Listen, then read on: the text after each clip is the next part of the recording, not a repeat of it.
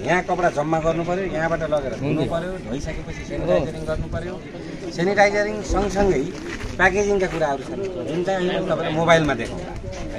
यहाँबाट हामीले कसरी कपडा लान्छौँ, यहाँ चापी छ हाम्रो, चापीबाट पछि चाहिँ हामीले परम प्रसाद केजीको नाममा लेटर हेड चाहिँ चापी पठाइदिन्छौँ। अनि चापी चाहिँ यहाँ रहन्छ। अब यो चापी यहाँ रहेपछि यसबाट चाहिँ हामीलाई सम्बन्धित निकायले जानकारी यहाँको प्रतिनिधिले जानकारी गराएर चाहिँ हामी अगाडि बढाउँछौँ।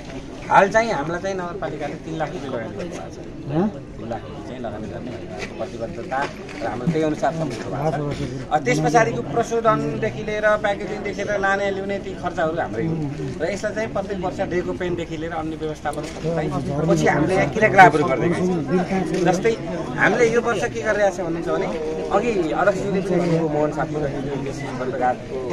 मोहन साथीले यो साता अथवा एक दुई हप्ताभित्रमा हामीले चाहिँ बर्दघाट नगरपालिका क्षेत्रमा काम गर्ने हाम्रा आदरणीय दाइहरू काम गर्नुहुने आदरणीय दाइहरू मजदुरहरू जो हुनुहुन्छ जसले चाहिँ निचर्दै कि त्यो टी सर्टहरू निचर्दै काम गरिरहनु भएको छ हैन।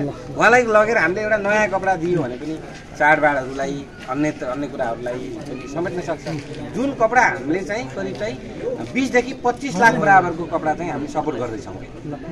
खासमा त्यो कपडाको मूल्य त्यति पर्छ यहाँबाट गइसकेपछि र यहाँबाट गएको कपडा यहीँ आउँछ भन्ने चाहिँ छैन है फेरि, किनभने हाम्रो त देशैभरि हाम्रा कपडा दिन्छ।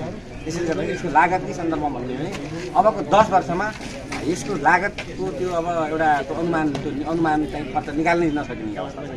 किनभने त यो प्रोजेक्ट कसरी जान्छ, कतिको रन हुन्छ हैन, यसमा हजुरहरू पत्रकार साथीहरू मिडियाका साथीहरू कसरी सपोर्ट गर्नुहुन्छ। यो बक्सलाई पर्ने भनेको 73,600 हो र बाँकी चाहिँ तपाईँको अन्य व्यवस्थापन खर्चहरूका कुराहरू यसभित्र जोडिएको छ। अब त्यसमा चाहिँ भिडियो सम्पादनका कुरा होला, प्रचार प्रसारका कुरा होला, व्यवस्थापनका कुराहरू होला र यो चाहिँ 10 वर्षको सम्झौता गरिन्छ। हामीले गरिसकेको छैन, सम्झौता गरिन्छ त्यो बमोजिम हाम्रो कार्यक्रम अगाडि बढ्छ र बेला बेलामा तपाईँहरूले पनि हामीलाई सहयोग गर्नुपर्छ र तपाईँहरूले पनि नगरपालिकालाई पनि सहयोग गर्नको लागि अनुरोध गरिदिनुपर्छ। मैले यो पनि तपाईँलाई अनुरोध गरेँ।